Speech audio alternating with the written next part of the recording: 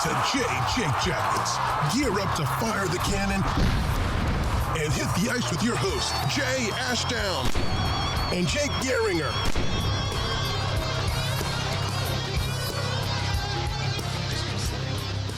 At least you're out, though. I gotta go back in the morning. And it's Halloween, so it's gonna be crazy. Try and get some sleep. Try and get some sleep, man. Yeah, as soon as this show's over. Of course. Yeah. All right. Hi, everybody. So, couple things. Here's how the show's going to go. First thing is, we are going to do Kepi Keeper, and we're going to recap the game from last night. It's going to be quick. Very quick, especially because they lost. Yes. I didn't even watch the highlights, so... Yeah. Second thing, the majority of this podcast, like we promised on Tuesday, is going to be about the Chicago investigation. A discussion which Jay will be facilitating for once. Yes. Because I mean, I did the research, but I just didn't have time to bookmark much and like jot a whole. I've spent a lot of time talking about this with a lot of people, so you know, good. You have a way to formulate this. Of course. Yes. And we have direction with it. Yes. And then lastly, we are going to talk about something a little bit lighter because there was a big contract that got signed yesterday that some of our regular listeners who are, you know, friends of ours really enjoyed. So that's what we're going to end with. Yes. But first, Kepi Keeper. Kepi Keeper. I was thinking about doing Elvis because he did the cool thing at the end, like saluting Igor Shesterkin on the shutout. But I'm actually going to go with Zach Werenski. And the reason I'm going to go with Zach Werenski is, you know, we talk about plus minus and like how do you analyze plus minus and stuff like that. Like some people think it's an overrated stat. I think it's an overrated stat, but I still think it's a useful stat. It's when useful you lose in parts. 4-0, when you lose 4-0 and you played 27 minutes and 39 seconds and you're an even, I'd say you played pretty well. Right. Especially when 3 of those 4 goals had a former teammate attached to them. Exactly. I mean, 27-39, he had 3 shots on goal, he had a block, and he wasn't on the ice for any goals against. So, I mean, you talk about a guy who did his job. That's a lot like Shea Weber. It is. I remember, I was at the game where we beat Montreal 10-0, and he was an even. Right. He played like 20 plus minutes. And it's like, what the hell? Right. It's crazy. I still remember that game. I get Facebook memories from posting about it. My Kepi's gonna go to Elvis for the exact reason you said. The salute to Igor. Like, Igor had a fantastic fucking game. I mean, come on. He's an outstanding goalie. He's a great goalie. Him and Georgiev are one of, like, it's like Elvis and Corpy, how they're a very underrated tandem, right? They're both very good. Very, very good. So yeah, Kepi Keepers, Elvis and Z. There we go. Game recap. Again, not much to it. Elvis I mean, it wasn't on Elvis. No. I don't know. They only showed up, apparently, according to Twitter, for like 2 minutes. You know, you're not going to win any games if you don't score any goals. Correct. So. And, I mean, kind of bites having Panarin on 3 of those 4. But hey, I got fantasy points out of it. Yeah. And I'm kicking your ass. Yeah, I have to keep forgetting something like that. I think a lot of the guys they're just not. Like, they're just there to have fun with it and leave the lineup as it is. Meanwhile, I pay attention to it and set it up I keep every forgetting that I have to do it like every day. Like, I struggle with fantasy football, and that's like once a week. Right. I can't even do it. Yeah. All right. Should we just get into it? Should we?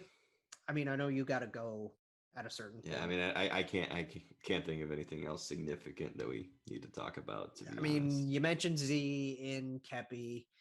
We talked about Elvis saluting Igor. We talked about Mhm. Bread.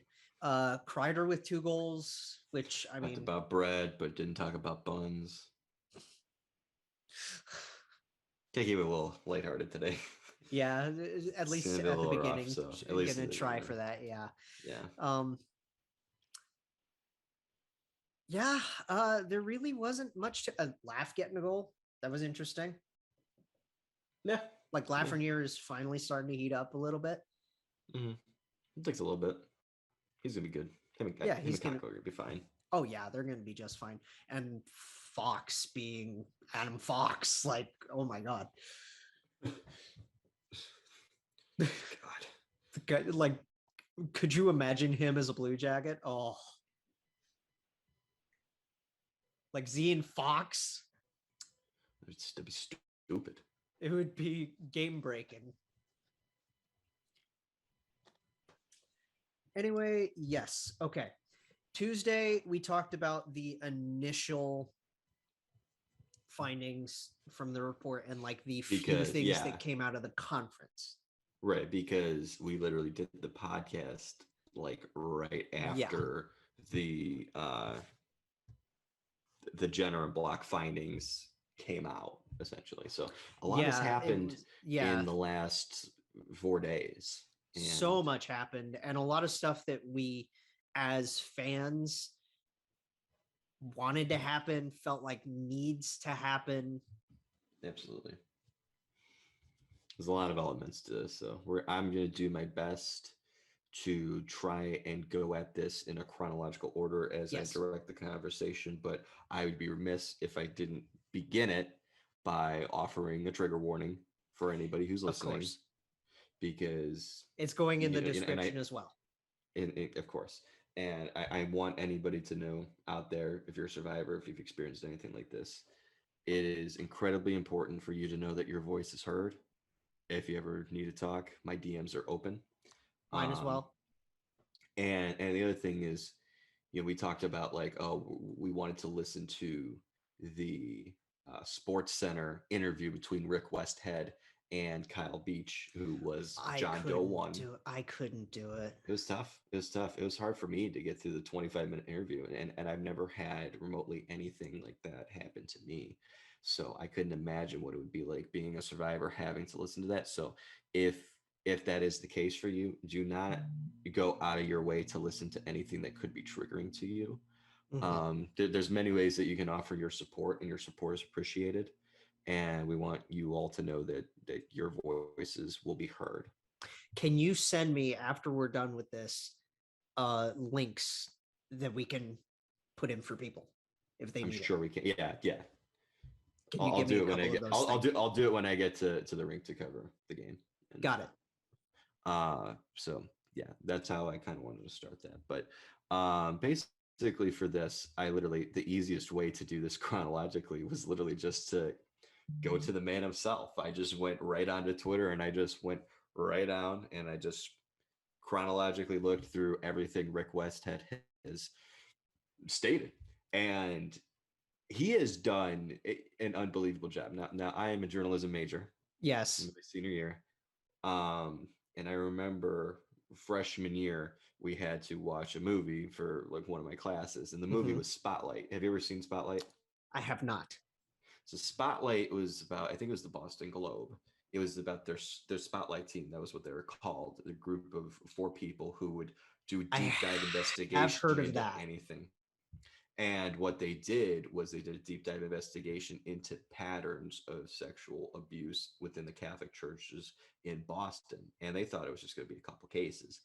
And then they found out that there was a pattern, and they took months and months and months because they wanted to get the system. They noticed this is what's happening. We can't just do one at a time. We need to gather this up. And they released it was one of the biggest stories of all time.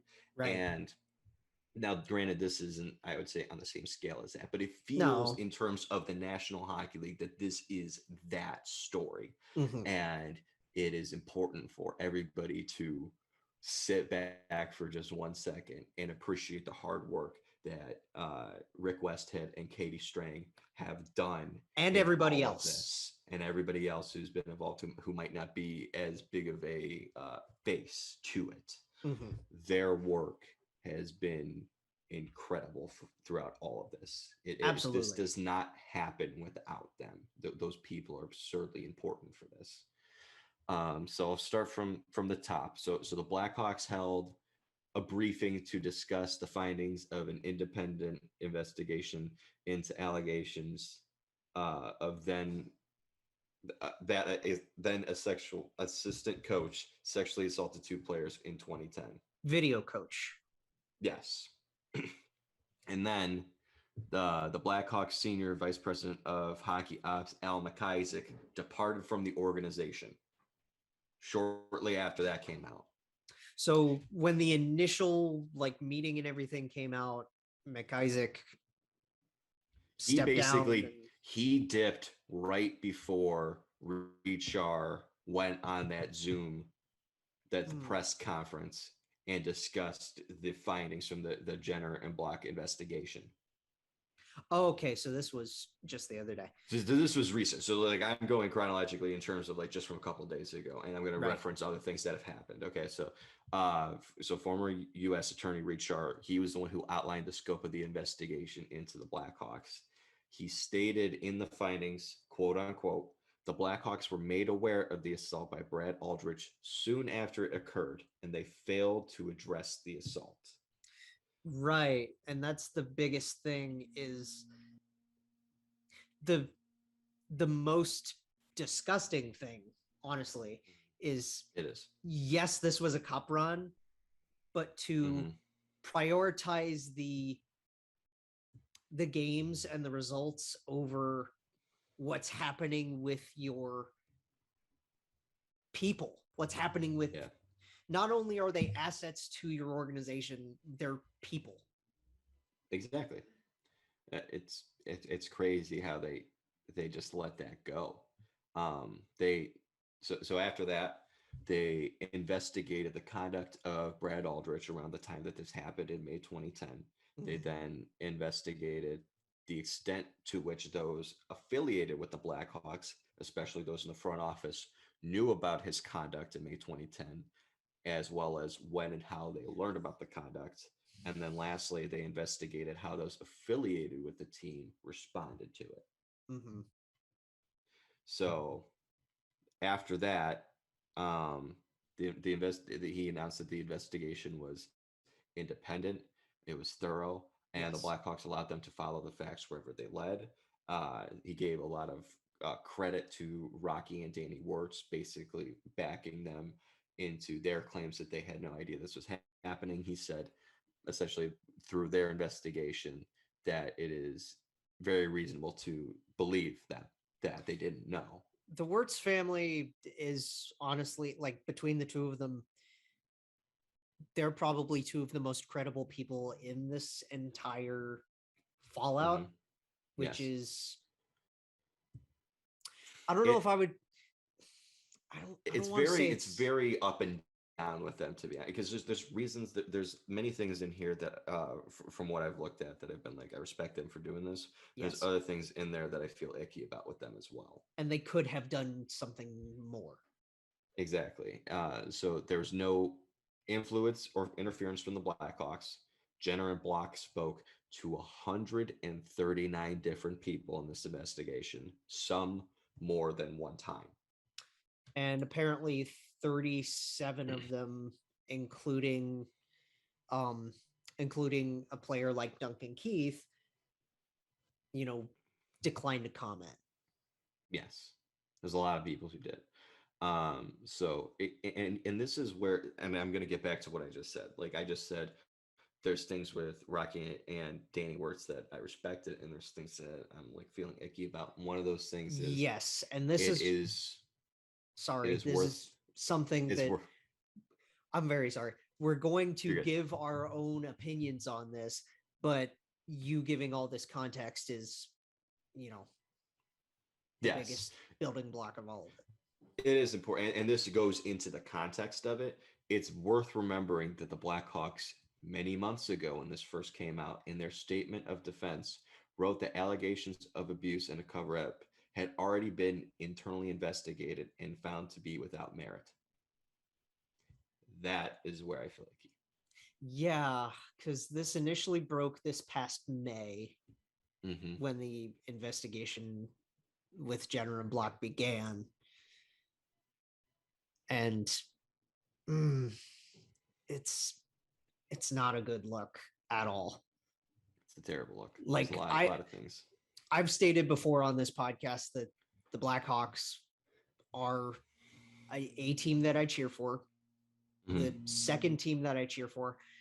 And it's very, very difficult for me to say that right now. Not only because the team is bad, but because of all of this bad light. Exactly. I mean, it's one of those situations where hockey becomes entirely secondary. Right. You know, it wouldn't matter if they're 8-0 right now or if they're 0-6-2. The fact of the matter is that this happened under so many people's watches and nobody stood up. It's disgusting. And frankly, if you're someone who's been a Blackhawks fan your entire life, or you've been a Blackhawks fan for a long time, or even if you're a new fan, if you are a Blackhawks fan in any capacity and you give up rooting for them, I not only understand, I actually applaud you for it. It's very understandable.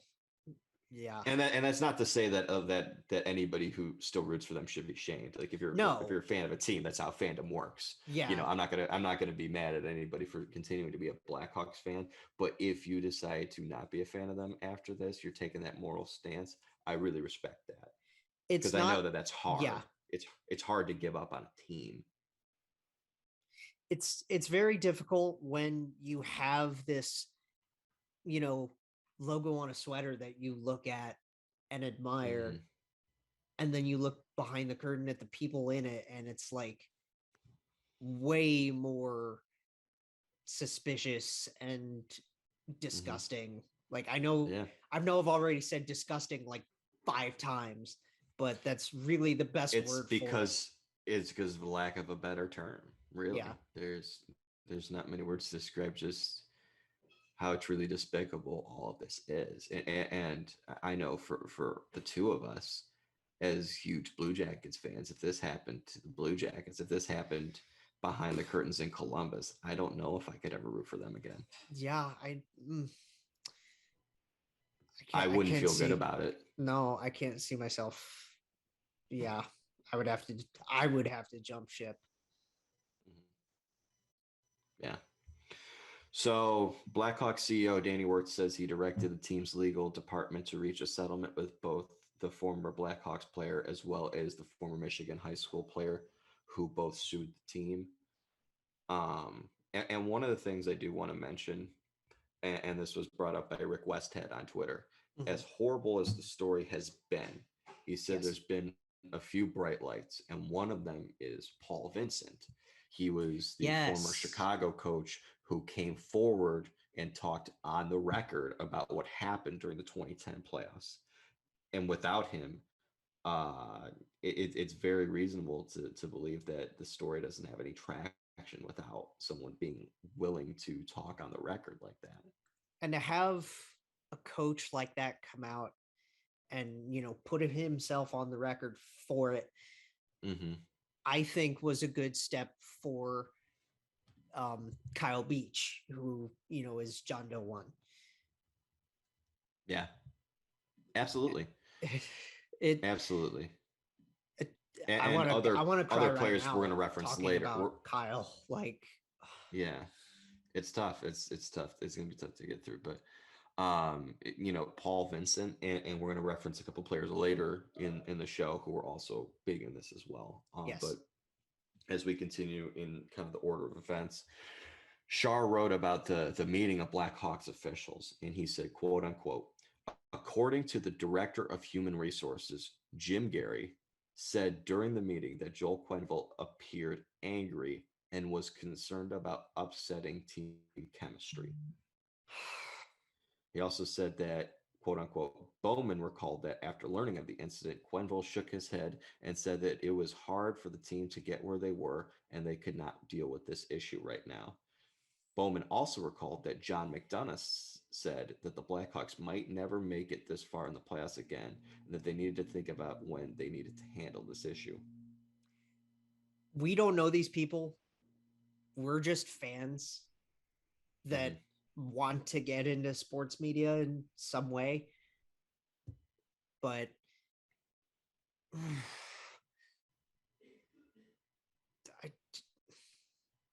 can you imagine being Quenneville in that scenario?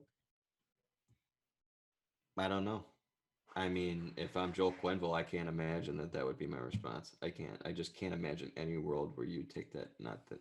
I just, it's unfathomable to me. And this was in a recent thing on ESPN. Our guy John Tortorella brought up the easiest point of all time. What if that was your boy?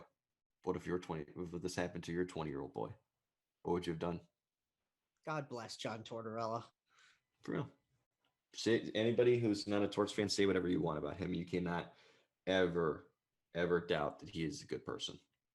He has shown it on so many different levels. Yes, he's a great person. After talking about the Matisse, tragedy, and now this, both times that he's gone on the record with like John Bujagross on ESPN and Emily Kaplan, on national TV, he's been great at putting his thoughts out there in a very respectful, meaningful He's a very articulate guy. Yes.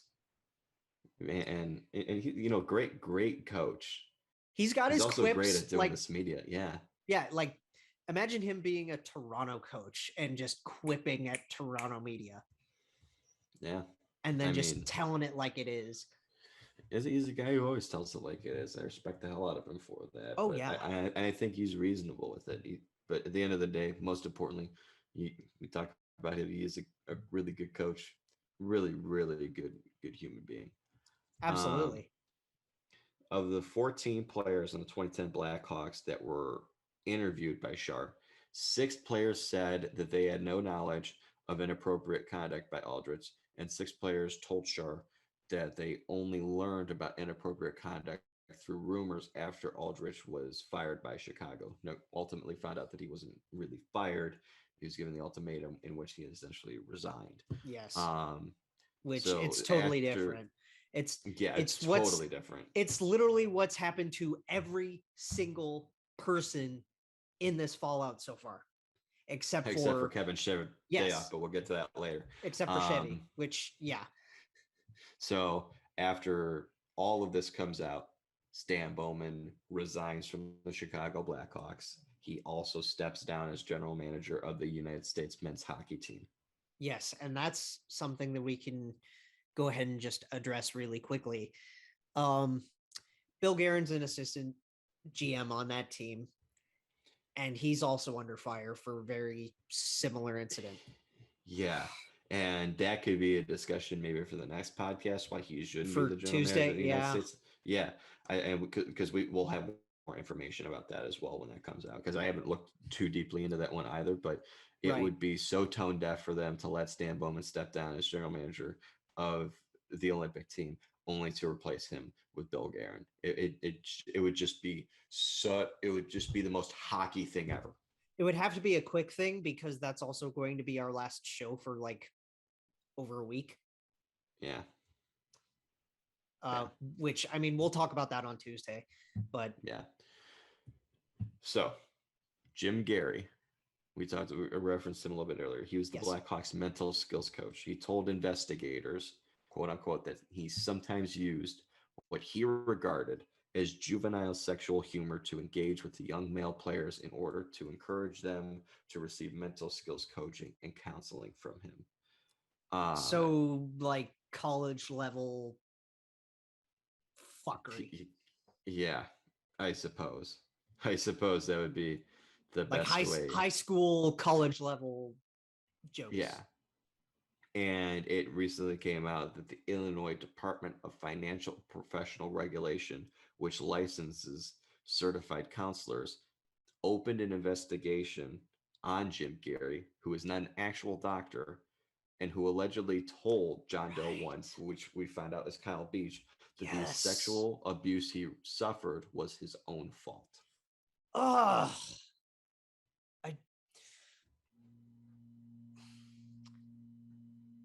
What a fucking fraud. Mm-hmm. Like, just to be frank, and I mean, Yeah. I have family that, checks out this show, and I mark this explicit for a reason. Mm-hmm. And there's a reason why Ohio is like one of the top ranked states for like swearing. Mm-hmm. What a fucking fraud. Yeah. What a goddamn fraud. There is a lot of frauds in here. We could talk about another one, which would be Donald Fair. A confidant of John Doe, Kyle Beach, said he contacted NHL player executive director Donald Fair in late 2010 about concerns Aldrich was working for USA Hockey after leaving the Chicago Blackhawks. The confidant said Fair told him the NHL Players Association will look into the situation and that the NHL Players Association could offer support. I literally can't do anything other than just sigh, groan, say wow. Mm-hmm. Like, that's literally the only reactions that I can give to any of this, because it's just this entire situation, all this fallout is interesting and depressing and ridiculous. It is. And warranted. It is. So it's worth mentioning all this stuff comes out. And now we're at the point where John Doe, Kyle Beach, steps forward. Yes. And this is the time that he goes on Sports Center with Rick Westhead. And I watched the entire 25 minutes. And I couldn't bring myself to do it. I just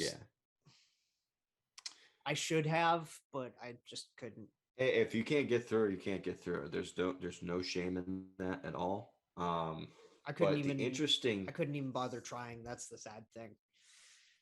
The interesting thing, and this wasn't said during the interview. This was said on the Steve Dangle podcast because they just had Rick back on. Yes, I listened to it. One thing I didn't know that was very interesting to me. So and stay away from spoilers, I guess. Yeah, this isn't going to give away too much. It's not. But one thing that I thought was interesting that I wasn't aware is that interview was the first time voice to voice that Rick Westhead and Kyle Beach actually spoke to each other. Wow. Ever. They were contacting each other, but they never had like a call or FaceTime or anything like that. A Zoom, anything like that. Never had it was a lot because a lot of the speak was between the lawyer involved, like the Susan Loggins, I believe is her name, who's been representing Kyle Beach. Yes. That's where a lot of the conversations it's been between her and Rick Westhead. Not Kyle. Okay. Not Kyle. So Kyle steps forward for 25 minutes. He talks about essentially what happened. And just to get through the gist of it, he talked about what Brad Aldrich did to him, how it affected his career. He thanked Rick for the reporting and everything like that. And the hardest part was the 2-minute clip where Rick asks him, what would you say to the Michigan kid who was assaulted? And he broke down and he apologized to him for not speaking up sooner, but he also thanked him for everything that he did and went through and his part through the process of trying to bring justice here. Aldrich literally has like a paper trail with all of this because there's Kyle, obviously. There's, Michigan. There's these Black Ace guys. There's the intern that he went after at an after party after the cup. Yep.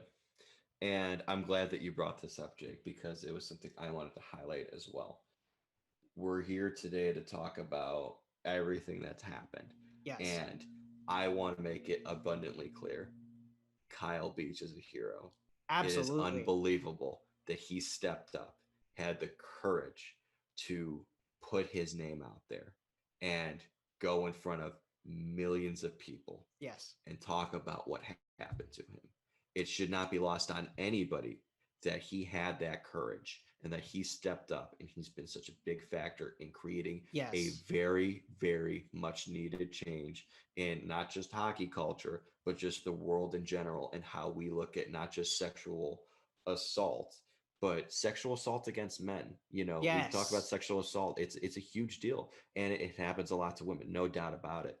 And as a result of that, it's often not talked about sexual assault against men, but it does happen, and it's an open dialogue that we need to have. But the other thing, I really do not want this to be lost on. I don't want it to be lost on anybody that this happened to a kid from Michigan, that this happened to an intern.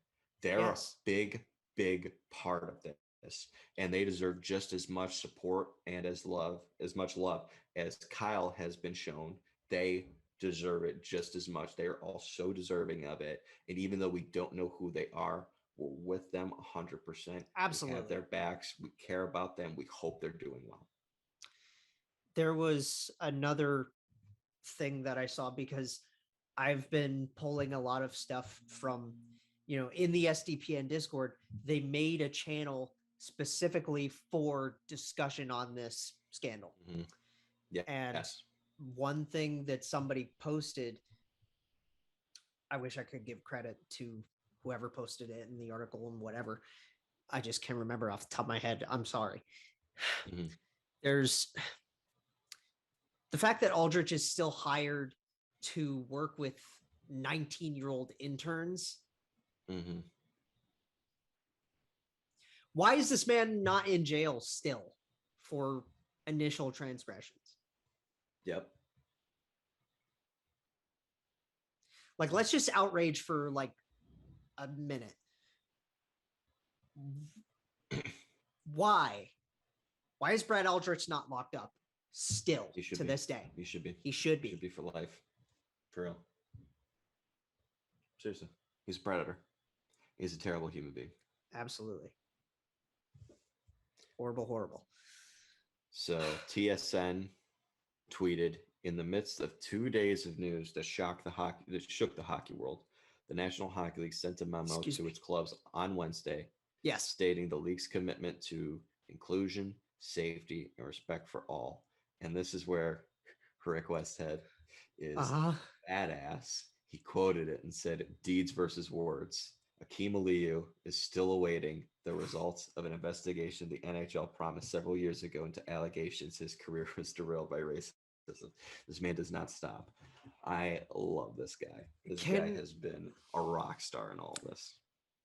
I really don't want to bring up the Aliu stuff, because I just wanted to make it a just like quick note, because that's been talked about, and I mean, I get it that needs to be a dialogue as well still, but it's different.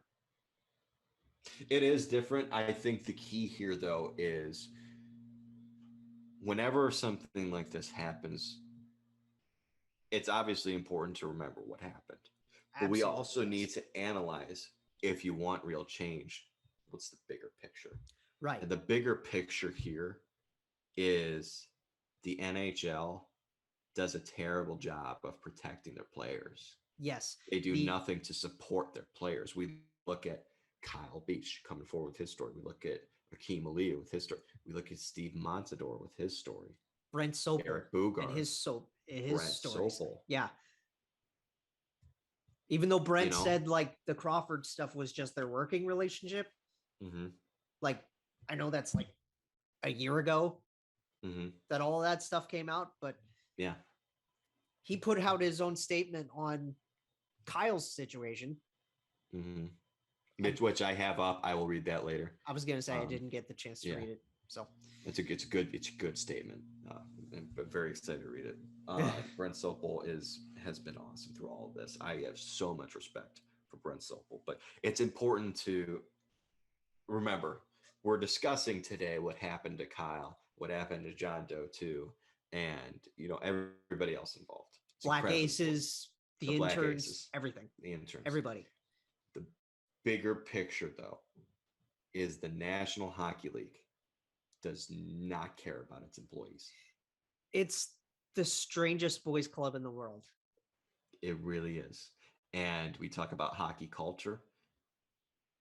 Isn't it a beautiful thing, man? It's getting derailed right now. This is just the start, and it's going to take a while. It's Yes. a process. Yes. But we are finally seeing people stand up to make a change against it. This episode's being called Fallout for obvious reasons, because there was so much that came out since Tuesday.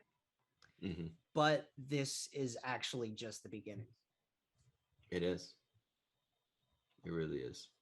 So Chris Johnston comes out. He says Sean Lalonde, who was a black ace with the Blackhawks in 2010, told his team in Finland, Ilta Sanomat, I believe is what it's called, that he thinks the whole team knew what happened to Kyle Beach and that now players don't really know what to say. He says he also spoke to the Jenner and Block investigators. Kane and Taves did nothing. They did nothing. And this is something that I want to bring up real quick about that, because everybody loves being like, oh, well, God, I mean, they were so young. Like, what was Jonathan Taves, only like 22, 23? Is this the Pronger thing? I wasn't even going to mention that. We can mention that, but my thing was going to be just real people quick, were talking about like, oh my God, but I mean, like, what are they supposed to do? They're young guys in the league. They're only 22. Jonathan Taves is the captain. Yes. Don't tell me his freaking age. Do not look me in the eyes and be like, he's only 22. Like what's he supposed to do? Obviously, they both had letters at the time. Felt, they both had letters on their chest. Yes, and he had the most important one. He had the C. Yes. They felt that Jonathan Taves, no matter what his age was the best leader on the team.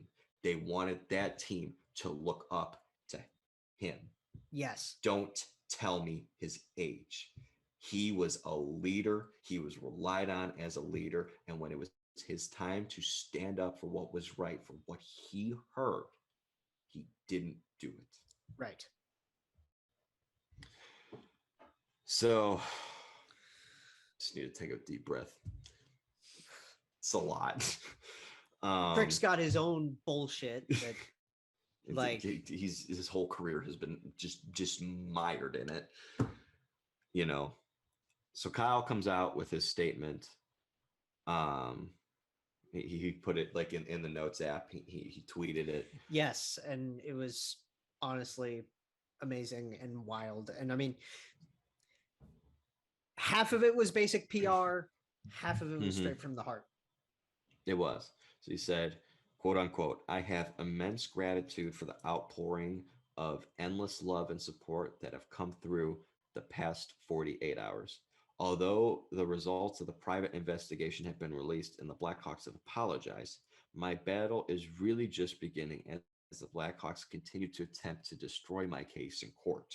While I take this time to reflect and continue the healing process, it is a reminder that this is not about me as an individual. This is to promote open communication that will facilitate change for the future, to promote safety, as well as the health and well-being of society as a whole. Thank you. In that statement right there, and you know, we talked about like the middle part there, you can see is the legal speak, like, you know, the private stuff being released and my battle with the Blackhawks. That's a lot of like legal speak. The last statement part of it is literally what I just said a couple minutes ago. This is important to remember, that this is not about me as an individual. This is to promote open communication that will facilitate change for the future, to promote safety as well as the health and well-being of society as a whole. Yes. It's brilliant. He's so mature. And I have so much respect for him for doing this. And he's a hero and an advocate now. Like he is.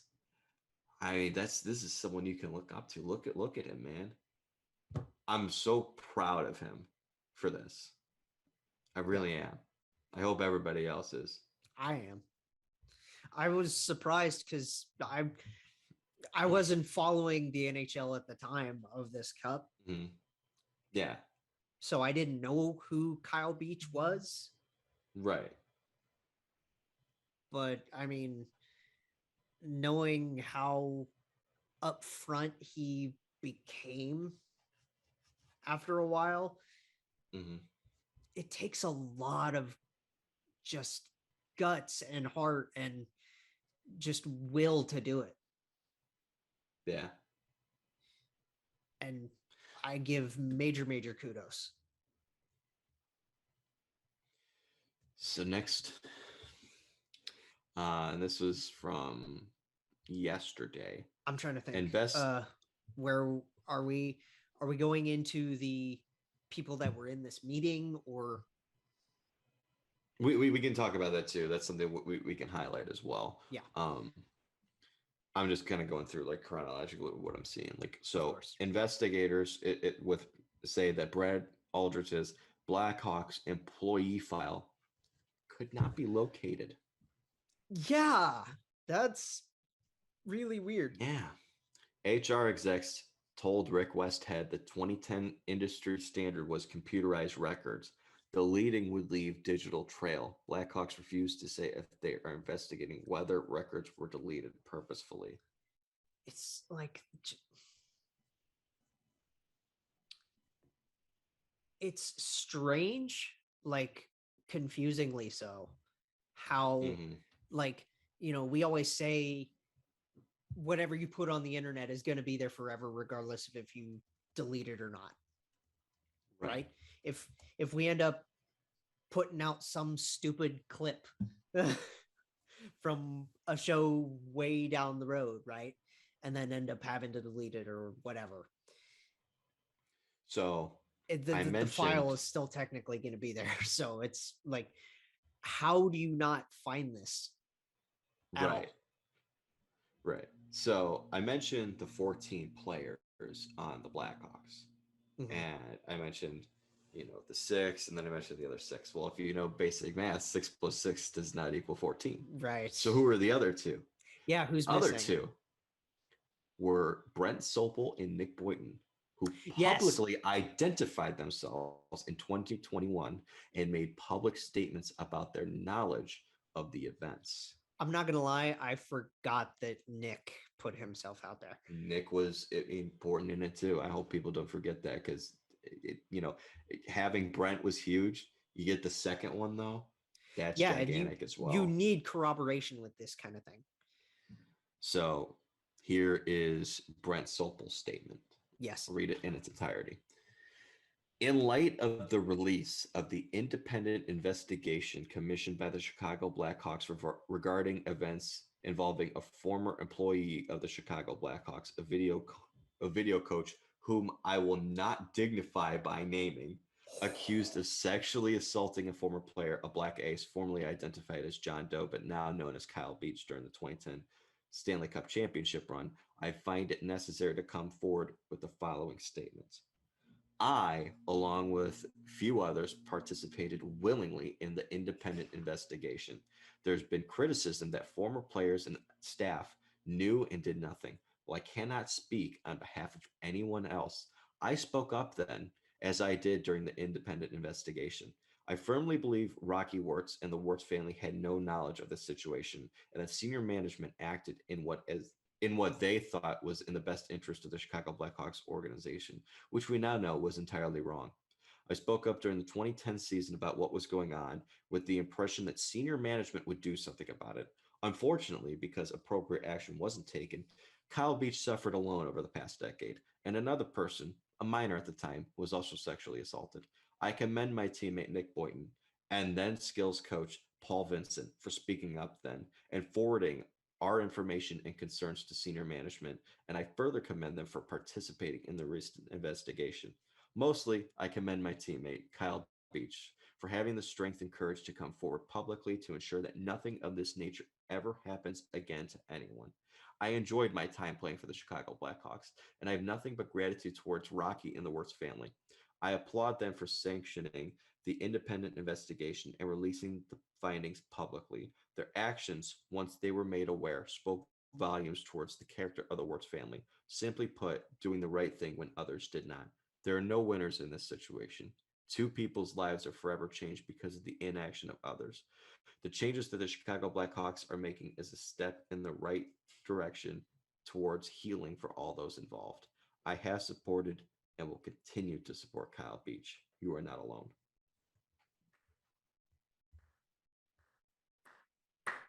rent. It's a good statement.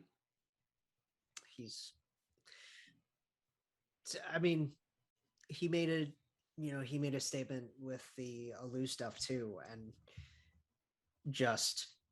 he's been on point with both of them.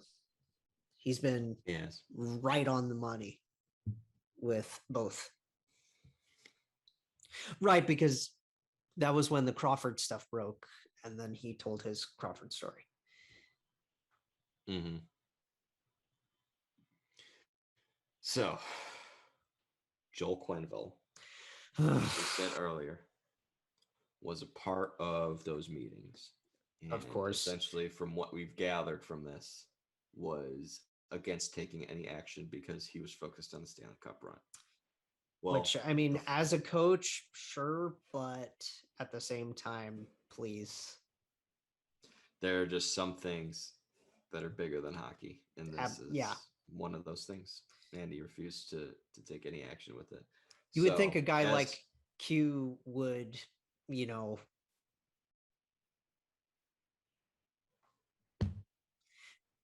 would think. It's Joel fucking Quenneville. You would hope. But Joel Quenneville, despite a 7-0 start to the season, don't even know why he was allowed to coach in the 7th game. Yeah. How did they allow that? Don't know how they allowed that. But he coached. They won again. They're 7-0. They're 8-0. They're still perfect right now. Well, they were 7-0 at the time. And my point is they're 7-0. And the Florida Panthers said, okay, we've looked everything over. He met with Gary Bettman, and he's no longer the Panthers head coach. Yep. IQ. See you later. Don't let the door hit your ass on the way out. Don't let the door hit you where the good Lord split you. You like that? I do. So this brings up an interesting question. The Panthers are a team that struggle to make money. Yes. This is the most successful start to a season they've ever had. Yeah. This might be the best team they've ever had. Yeah. And what did they do? They said bye. Second most winningest coach in National Hockey League history. Mm-hmm. I mean, and for all his accolades, like Q's a fantastic coach. Mm-hmm. He shouldn't be in the Hockey Hall of Fame because of this. After this, no. After this, there's just. I used to love Joel Quenneville so much.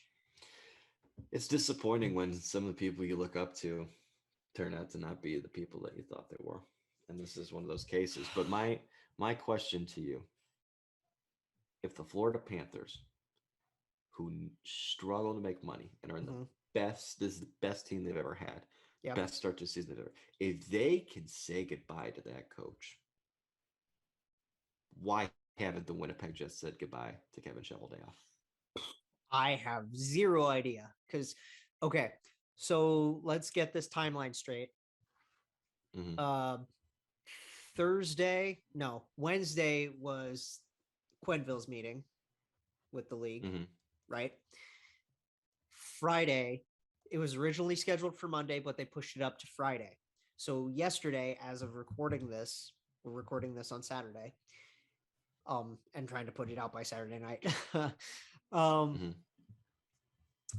Cheveldayoff had his meeting, and Gary Bettman decided to do zilch.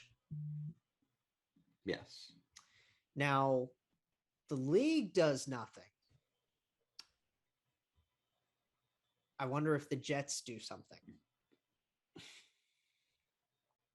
I mean, he put out a statement in which he didn't apologize to anybody. It was a crap ass statement, I'll tell you that. Yeah, it was one of the shorter statements that I've read out of this whole thing. Right. So it's believed to have been on May 23rd, okay? The staff meeting. Which, I mean, this is a whole other guy, and Berkshire talked about it on Game Over right? Mm. Bergevin's involvement. Apparently he had none, but he was also player development. So like, wouldn't he have in one way? Okay. Like, apparently he wasn't in the meeting is all I'm trying to say. Yes. So here's the thing, and I'll say so later that brings up your point. So May 23rd, 2010, this is when it's believed that the Blackhawks senior staff had the meeting. This was after the series clinching win over the Sharks. McIsaac joined President John McDonough, Stan Bowman, Executive Vice President Jay Blunk, Assistant General Manager Kevin Cheveldayoff, Joel Quenneville, and team counselor Jim Gary to discuss the incident. So, as we mentioned, Bergevin's not in that meeting. Yes. But those were the people involved. So, sure, Kevin Cheveldayoff does not have the highest ranking voice in that room. I would say the team president. I would say, the actual general manager. I'd say the vice president and the head coach all have more of a voice, more authority over. More authority. Yes. Still, all it took was one person just to say, "Hey, this is kind of screwed up. Why are we doing this? Why are we covering this up? This is ridiculous." It could have been Cheveldayoff. It could have been him. Could have been him. It could have been Gary. It could have been Quenneville. It could have been Cheveldayoff. It could have been Blanc. It could have been Bowman. It could have been McDonough. It could have been McIsaac. They just Bowman. Just one person to step up. None of them did it. It couldn't have been Bowman because we know Stan Bowman too well. Like, there's no way in hell he was going to do that. It was never going to be Bowman, but it's ridiculous. It was never going to be Quenneville either. But they just needed one person. Which is weird. Just one person. I mean, I know Quenneville doesn't talk much, but like, could have done this. Yep. So Bergevin was not in the meeting, but I'm going to bring up something that one of my favorite people on the planet, and yours too, Adam Wilde, said. Oh, God, no. Not on the last podcast that you didn't listen to, but the one beforehand, where he was like, there's two things here. Yes. Either Bergevin knew, and he didn't do anything either, which means that he was a part of all this too. Or he didn't know. Right. And that's what if he doesn't he's declined to comment, so. In my thing, I didn't even think about this. When he said this, I kind of chuckled a little bit. He said, if he didn't know, he might be one of the most incompetent director of player developments I've ever seen. Yeah. Like, he didn't know. You're dealing directly with the players, and you're dealing directly with player development, and you didn't know? How? Yeah. Mark.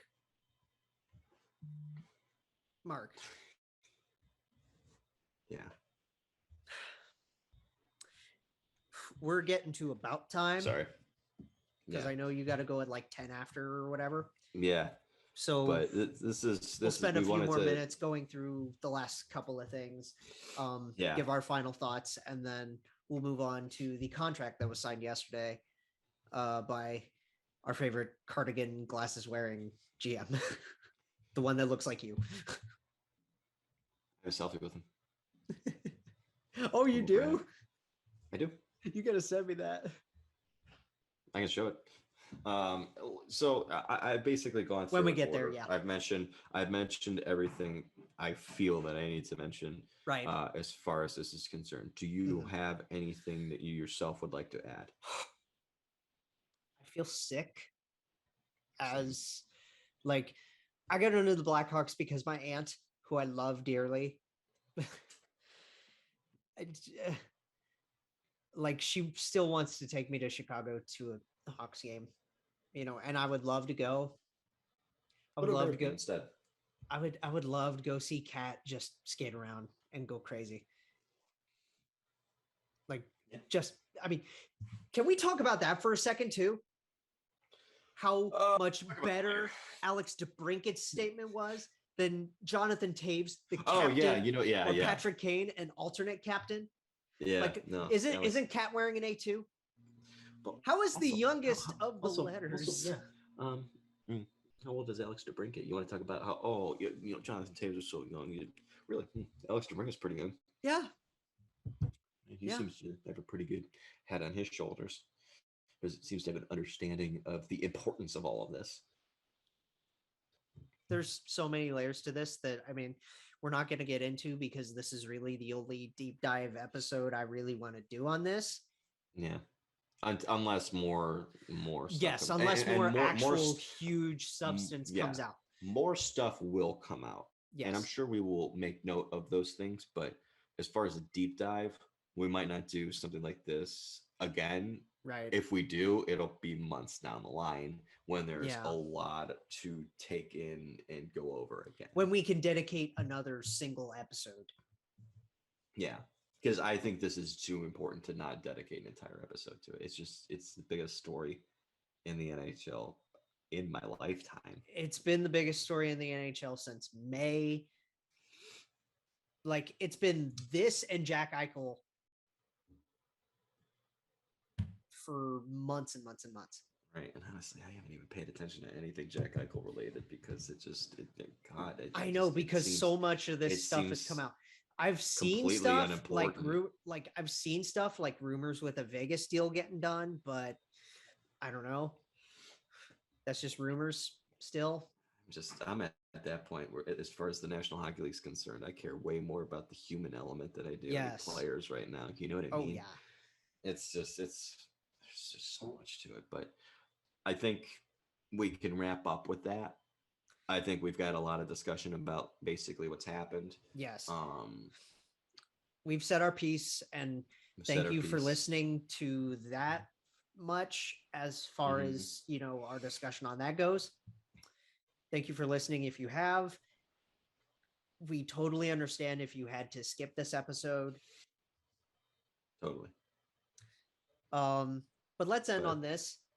Let's end on something a little bit more lighthearted. We'll start off with as your roommate screams. Yeah. Look at you two. You're like twins. Yeah. Oh my gosh. We're like twins. We're literally like twins. So he was Canisius, this was October 27, 2019. We're playing the United States developmental team. And I bet they got there killed. Scouting. I bet Canisius got killed. No? I think it was like a 4-2 game. Oh. So I heard like there's gonna be some scouts there. And my buddy Adam texted me. He's like, "Yo, do you see who's there?" And I was like, "Who's there?" And he's like, Kyle Dubas is apparently supposed to be there. And Dubas was scouting. Yeah, he was just there. And I don't know why. Like it was crazy. So like I'm looking like the press area and stuff like that. I can't see him. This is a funny story. Like we usually sit in like these seats like where the press is supposed to be for the game, and it's like this like counter looking thing because it's not like a huge ring. It only sits like maybe like 2,000 people. If you looked at my Snapchat story, that's literally where I sit every time. Oh, that's where you sit all the time. Okay. Yeah. So that was actually reserved, and I didn't know why. I was like, that's interesting that they're moving us. I literally sat down and they told me to move. The seat that I sat in was the one that he ended up sitting in. You warmed up Dubas's seat. I warmed up his seat, and like after the first period, Emily's gonna love this fucking story. Let me tell you, Emily and Christian are gonna love this. I tell you, I have a soft spot for Kyle Dubas. Really nice guy. Oh, really super nice guy. Super great to people. I've heard nothing but good things about him. And my personal experience, the one time I met him, he was incredibly gracious to everybody. Anybody who asked for a photo, he took it with them. He was smiling, talking with people, just like he was a regular person. It was the coolest thing. Well, that's all they are. Probably experienced. You know? Yeah. Like, wouldn't you love to meet Yarmo and just chat it up?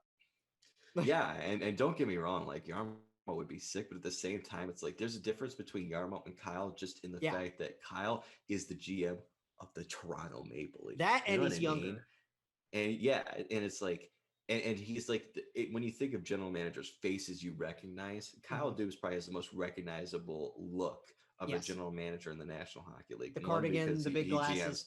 The cardigan, the big glasses, his hair, like, and also the fact that he's the GM of the freaking Toronto Maple Leafs. And this dude was just so nice. And it was really awesome. I appreciated him for that. And you know what else we appreciate him for? pretty good contract with Morgan Reilly. Big Mo staying. So Morgan Reilly, very good defenseman. I like him a lot. Here comes the geek corner. I didn't say anything about analytics yet. Well, I mean, God, if you want to talk about his analytics so bad, yeah, God, look at everybody. Can you see this guy just begging to see his player card? Fine, I'll pull it up. Okay, projected WAR percentage of 73%. as a number one defenseman. No, he has strength offense of 98%. I love Morgan Reilly. It's good, man. Power play percentage 87%. This guy does well in the power play. So I got finishing for a defenseman 86%. Primary assists per 60 97%. Wow, primaries. Okay. We talked about Charlie McAvoy's contract, and you brought up all of this stuff, and I was blown away. And now I'm listening to this, and I'm like, oh my God, Morgan. Or as Emily would like to put it, Captain Morgan. Yeah. I wish he would have been the captain just so we could call him Captain Morgan. I know. We always bring up Captain Morgan like gifts and stuff. Instead, they made John Tavares the captain, who is the most boring person on the planet. The pajama captain. Yeah. Let's actually talk about this. They weren't even pajamas, weren't they? They were bed sheets. Yeah. Yeah. So it was funny because I was at work and I was just scrolling through, catching up on the group chat, and those two were flipping out. Like they were going crazy. And he got max term. He got the 8 years at very reasonable, like underpaid reasonable, $7.5 million. Yeah. It's a good contract for him. And, I was surprised because it goes through 2030. Like, how does that not sound like we're going to be flying through tubes? The interesting thing, and this is brought up on the recent LFR from Steve that I thought was interesting and I agreed with, and this was before they signed the extension. Right. If the Leafs want to make a move, it's tough to move Marner. It's tough to move Matthews. You're not going to move Matthews. You're not going to move Tavares. No. You would theoretically move one of Marner or Nylander. But why would you move Nylander? He's been great. Right. So it would have to be. You would think, it'd have to be Marner, but it's hard to move him. So it would have to be Morgan one of the big four, right? It would have to be Morgan Reilly because it's only $5 million. Right. Only got 1 year left. It'd be easy. He's coming off anyway. Yeah. Move Morgan Reilly. And then he just signed his extension. So it's like, we're really locked in with this core. The full core is good to go. Which is good for them. But now they just got to perform. Yeah. And I really do like that deal for Morgan Reilly. Like, it really cemented up. Chris brought up that he's like a BC guy. Mm-hmm. No. He's a Toronto guy now. He is. And I love that. Me too. Good for them. I like Morgan Reilly. I like Kyle Dubas. I'm rooting for nothing but the best for Kyle Dubas because he was nice to me. They just need to win a round now. They just need to win 4 games now. Please. And here's the thing, man. Like, I genuinely believe there's some humps that you get over. Mm-hmm. Like Capitals and Penguins. That's exactly what I was going to say. If Evgeny Kuznetsov scores that goal, I looked at my friends. We were watching the game. I was like, Capitals win the Stanley Cup. Yeah. It's just one of those things. It's just one of those things. You get over that hump. We talk, Emily and Chris and I talk about like only sharing one brain cell. This is our one brain cell. Yeah, exactly. Like it is. It's just one of those things though. We see it like all the time in sports where you finally get over that hump and oh my God, look what happened. Unless you're Tom Brady and then you're the hump that people need to get over. Yeah. But yeah, love this Morgan deal. You know, him and Brody have been okay so far. Like I liked what they did with them last year. I'm interested to see him play with other guys. Like I saw him taking practice rushes, at least when I was looking at names. He was doing it with Dermott for a minute. He was doing it with Sandin. Mm-hmm. Yeah, I like keeping Reilly and Brody together, and I know they've been struggling so far. Yeah, but I think you got to keep the Muzzin and Hall pair together. I love I think do you remember Hall when places best with Muzzin. It's really just about getting it's about getting Muzz going. Yes. Do you remember when Adam called them Huzzen? I still want to. I want to still call him Huzzen. It's pretty funny. And then great. Dermott's not been bad to start this season. I have them both in fantasy. I have the whole Huzzen pairing in fantasy. You just called him the whole Huzzen pair.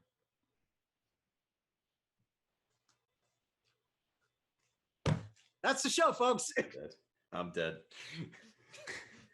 No. Okay. Anyway, it actually should be the show because I got to get going. But yes. Okay. Great contract for Morgan. Go follow our stuff. We're gonna have a show Tuesday. Yeah. It's gonna be completely different. It's gonna be happy shit. Yeah. It's gonna be happy hockey. Happy hockey. JJ Jackets Pod on Twitter. Follow us because the friggin' Catherine tweeted at us. The senior vice president and CMO of the friggin' team follows us on Twitter. It's cool. It's very cool. And yeah, we'll see you Tuesday, everybody. Jake Jackets, a podcast for fifth liners and all puckheads around. Follow the guys on Twitter at Snake Gehringer, GARRINGER,